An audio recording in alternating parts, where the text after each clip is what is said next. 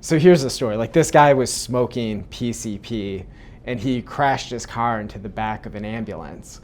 And then he jumped out of the ambulance and he was like completely kirking out and like freaking out. And he ripped his shirt off and he was running around like Talladega Nights and like screaming and everything.